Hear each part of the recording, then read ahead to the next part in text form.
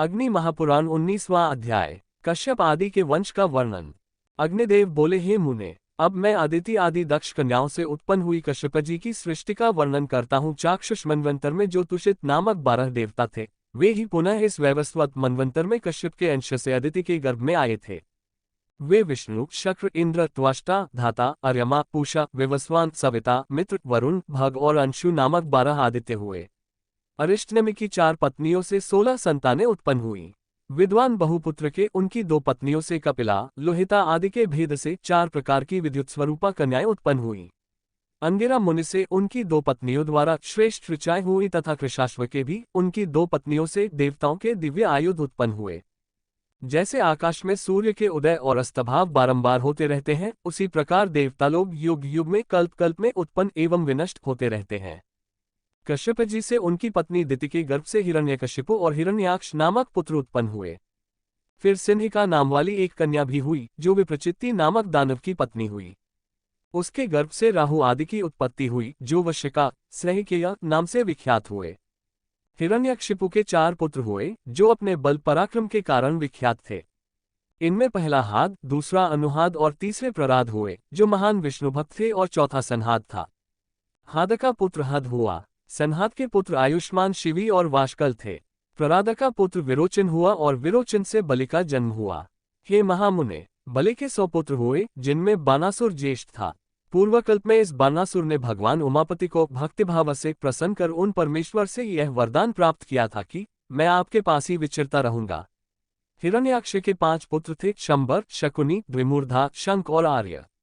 कश्यप जी की दूसरी पत्नी दनु के गर्भ से 100 दानव पुत्र उत्पन्न हुए। इनमें स्वरभानु की कन्या सुप्रभाति और पुलोमा दानव की पुत्री थी शची। उपदानव की कन्या हयशिरा थी और वृषपवा की पुत्री शर्मिष्ठा। पुलोमा और कालका ये 2 वैश्वानर की कन्याएं थीं। ये दोनों कश्यप जी की पत्नी हुई। इन दोनों के करोड़ों पुत्र थे। प्रराद के वंश में 4 करोड़ निवात कवच नामक दैत्य हुए। कश्यप जी की ताम्रा नाम वाली पत्नी से 6 पुत्र हुए। इनके अतिरिक्त काकी, शेनी, भासी, गृध्रिका और शुचिग्रीवा आदि भी कश्यप जी की भार्याएं थीं। उनसे काक आदि पक्षी उत्पन्न हुए। ताम्रा के पुत्र घोड़े और ऊंट थे। विंता के अरुण और गरुड़ नामक 2 पुत्र हुए।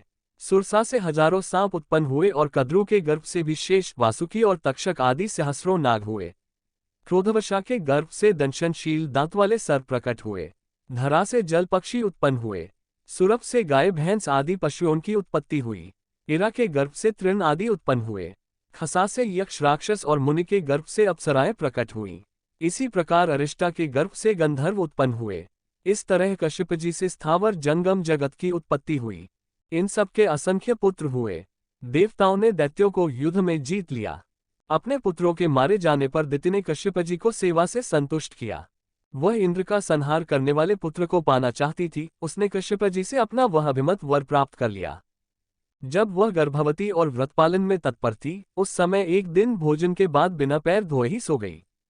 तब इंद्र ने ये छिद्र, त्रुटि या दोष ढूंढकर उसके गर्भ में प्रविष्ट हो उस गर्भ के टुकड़े टुकड़े कर दिए, किंतु व्रत के प्रभाव से उनकी मृत्यु नहीं हुई। वे सभी अत्यंत तेजस्वी और इंद्र के सहायक 49 मरुत नामक देवता हुए। मुने, ये सारा वृतांत मैंने सुना दिया।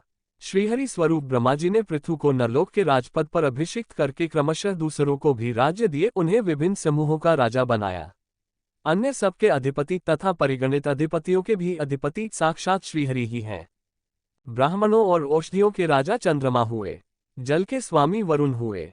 राजाओं के राजा कुबेर हुए। 12 सूर्यों आदित्यों के अधीश्वर भगवान विष्णु थे। वसुओं के राजा पावक और मरुदगणों के स्वामी इंद्र हुए। प्रजापतियों के स्वामी दक्ष और दानवों के अधिपति प्रराद हुए।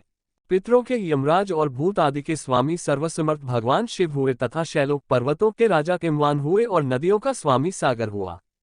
गंधर्वों के चित्ररथ, नागों के वासुकी, सर्पों के तक्षक और पक्षियों के गरुड़ राजा हुए। श्रेष्ठ हाथियों का स्वामी ऐरावत हुआ और गौओं का अधिपति सार। वंचर जीवों का स्वामी शेर हुआ और वनस्पतियों का प्लक्ष पकड़ी। घोड़ों का स्वामी उच्चैःश्रवा हुआ। सुधन्वा पूर्व दिशा का रक्षक हुआ। दक्षिण दिशा में शंखपद और 5 पश्चिम में केतुमान रक्षक नियुक्त हुए। इसी प्रकार न उत्तर दिशा में हिरण्यरोमक राजा हुआ। ये तु प्रतिसर्ग का वर्णन किया गया। इस प्रकार आदि आग्नेय महापुराण में प्रतिसर्ग विषयक कश्यप वंश का वर्णन नामक 19वां अध्याय पूरा हुआ।